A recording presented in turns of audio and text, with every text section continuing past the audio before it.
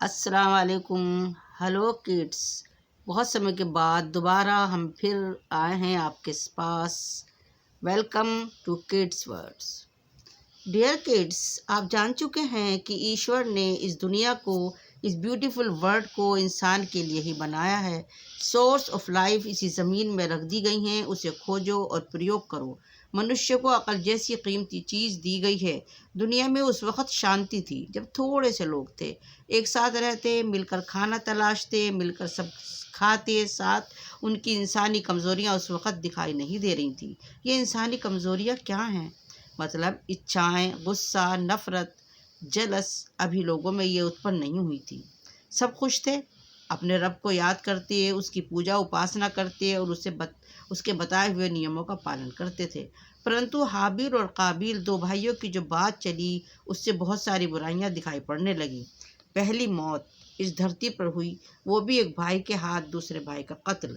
अब ये उसने जानबूझकर किया था या अंजाम को सोचे बिना, लेकिन अब वो परेशान था और अपने भाई के बेजान शरीर को उठाए इधर उधर घूम रहा था।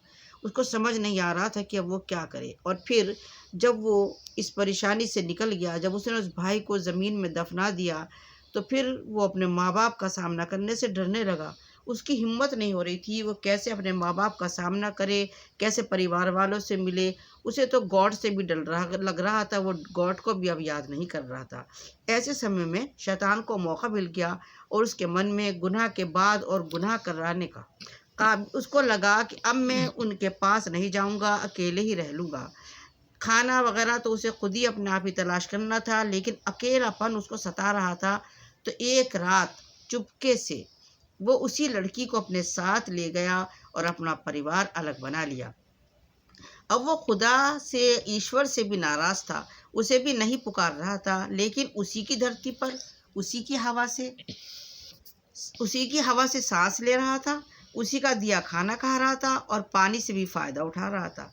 शैतान ने उसे कुछ सिखाया कि इस चीज़ों में शक्ति है, इनकी उपासना करो, ये तुम्हारी सहायता करेंगे, जैसे कि सूरज की शक्ति, हवा, पानी, आंधी, बरसात, पर्वत, और उनमें भी बहुत सी शक्तियाँ थी। बहुत से जानवर जो बड़े उसको दिखाई दे रहे थे, उसे भी उनसे डर लग रहा था और वो उनसे भी बचने की कोशिशें करने लगा।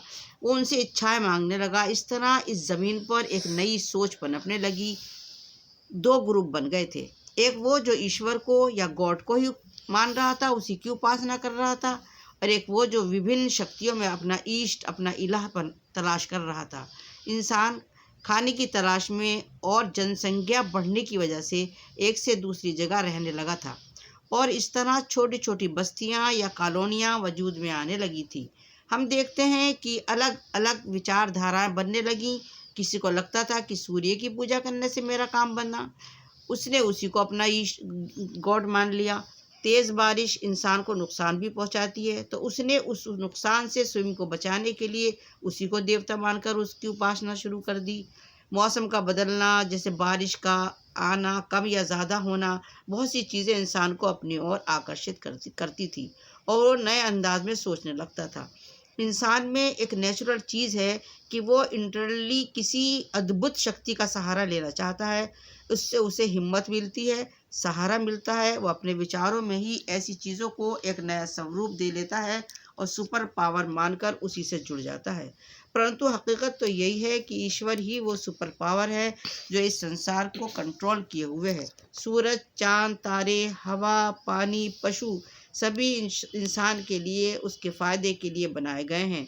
ये अलग बात है कि इंसान अनदेखे ईश्वर से उतना नहीं जुड़ना चाहता या उतना उसके करीब नहीं जाता जितना दिखने वाली शक्तियों को से उस प्रभावित होता है।